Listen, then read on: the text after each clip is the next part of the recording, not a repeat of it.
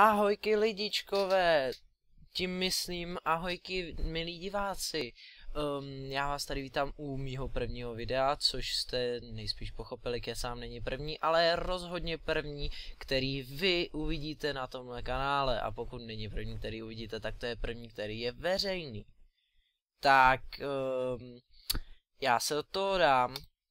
A samozřejmě Minecraft, protože Minecraft je velmi originální hra a všichni z toho rádi letsplayují. Tady vidíte pár světů, ale to je jedno. Založíme se nový svět a bude se jmenovat třeba takhle. Dog Pava. Dám to na survival nebo hardcore. Hardcore, ať to je větší sranda. Dog. Dám tam large biomes. Tak. Done, create new world. A už čekám tu hrůzu. Už čekám, jak se naspavnu na poušti, kde nebude nic jiného, než třeba takový koníčci, jo, koníčci, ty jsou úžasný, protože z nich nedropuje maso, jenom kůže a jenom někdy a jenom tak 1 nebo 2. Což je sice to samé jako Scraft, ale Scraft mám pocit, že to padá víc. A nějak nemám rád koníčky. Tamhle jsou skvidi. Já jsem řeknu, co to je za biom. Pláž. Haleluja! Les! Juhu! Tamhle bambus, ale pro bambusy dojdu až potom, jestli vůbec někdy. Tak. Tenhle ten novej typ lesa mám hrozně moc rád. Strašně se mi líbí. Protože je takovej pejskovatej. A dobře se bydlí na těch stromech a já docela rád bydlím na stromě. Ale aby to bylo takový zajímavý, tak tentokrát se na tom stromě neubydlím. Protože to nedává žádný smysl a to já mám hrozně rád. Tak, teďko jsem momentálně vykotal jeden strom. A to se bude hodit, protože dřevo se vždycky hodí, no ne? No jo. A teďko skutám ještě tady ten stromeček, protože se mi nelíbí, jak je tu dementně posazený v téhle jak se mu říká? Jo, sníženině, bych tak asi řekl, podle mýho pejskovského smyslu, který určitě nemám, ale jenom si na to hraju, protože jsem strašný trotl.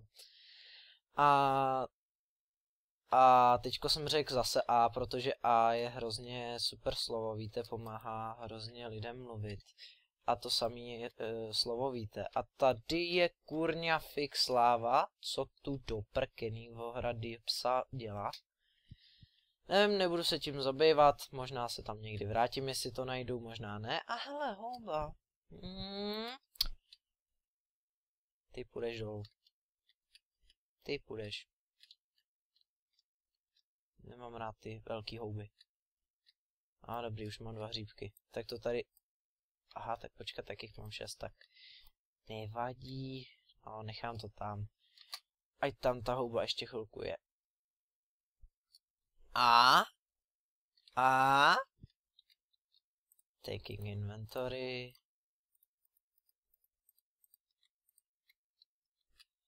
Nejdřív si tady udělám crafting table, protože crafting table se vždycky hodí. A udělám si meč a rovnou i krumpáč. A jde se zabíjet prasátka, protože potřebuju papáníčko. Sorry kámošové, ale musím. Alak! Omlouvám se. To byl docela drsnej. Jo, vezmu si sebou kraftící bednu. Bude to strategická výhoda, protože nepřijdu o 4 další zbytečný bloky dřeva navíc. Respektive wooden planků a ne dřeva. To by byl 1 blok dřeva.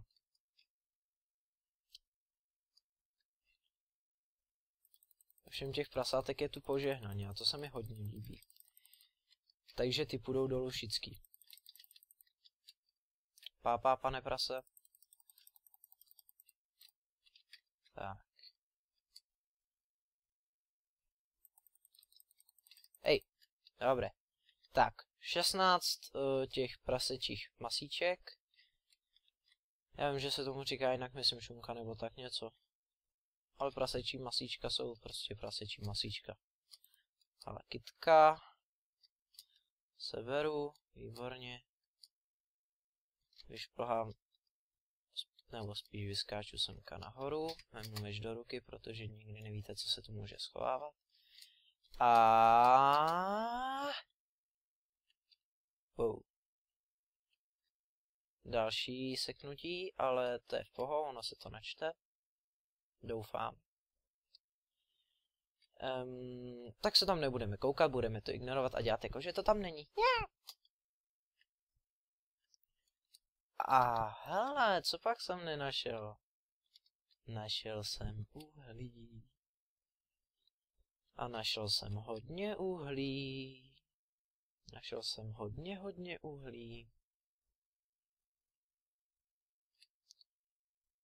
A to se mi líbí, jak je to... Ano, moc vysoký to není, takže tady se zabydlovat nebudu.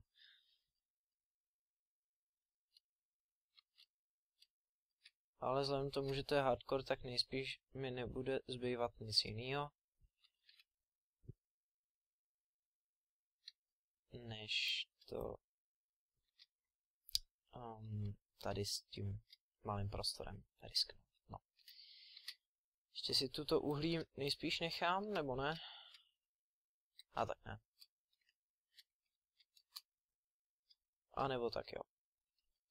Vidíte, já jsem taková nerozhodná postava, prostě jsem prostě trotl, chápete? Jo. Ale to už jsem říkal, takže další nenačtený fuj, budu to ignorovat, třeba to zmizí. A teď si říkáte, ježiš, to je, ty vole, to je noob, on sprintuje na hardcoreu, no, tak sprintuju na hardcoreu, posaďte se. Teda, pardon, popejskejte se. Řekl jsem si, že nebudu sprostej, už jsem to porušil. A tam byly další prasata. Viděl jsem dobře.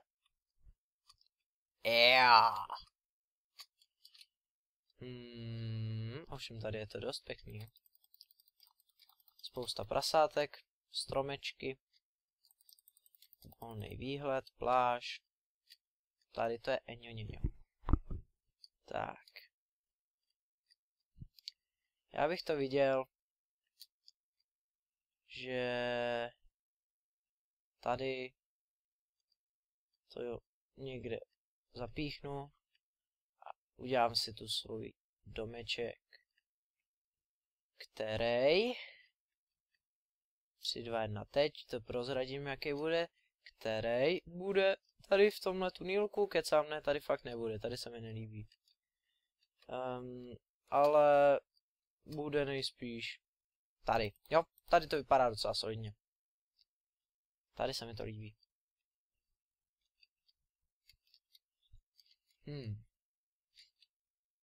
Aha, ho. Hej, no, ty jo, co ten tu dělal? No nic, nebudu se v tom šťourat. Jako v něčím. No se. Foj. Tak. A rychle si tu vykopu takhle hezkou džuzničku. A zazdím se tu. Respektive zazdím se tu s dveřma. Že? Vypadni, prase. Děkuji. Zazdím se tu s dveřma. Tak, ještě super. Vypadá to velmi elegantně. To je hnus. No to je hnus.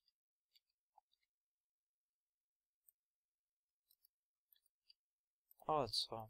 Dveře.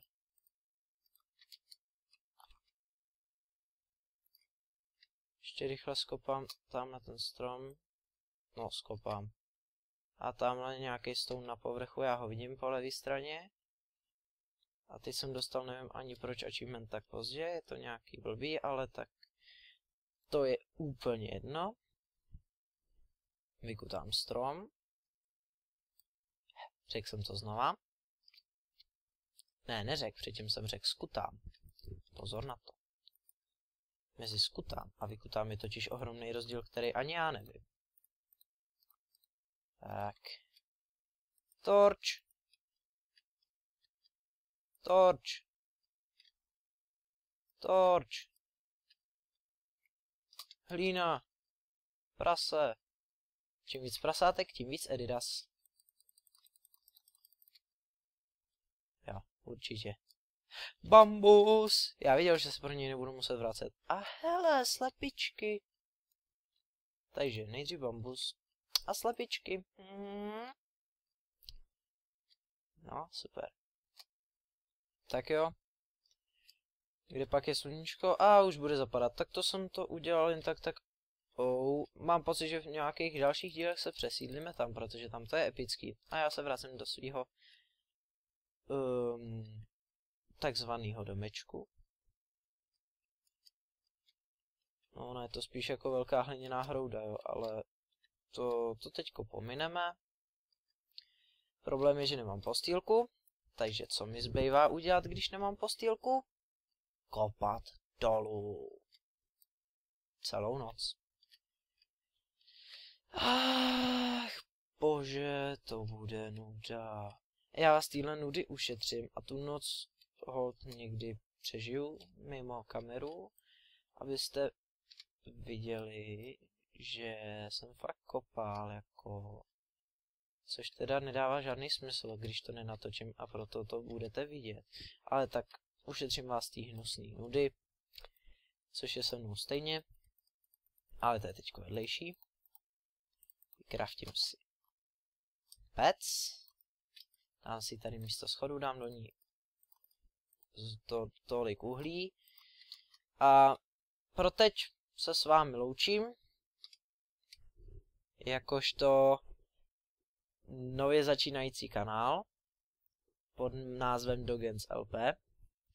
A tímto bych se s vámi oficiálně chtěl rozloučit a to znamená, že bych se s vámi chtěl rozloučit, takže já se s vámi loučím a papa.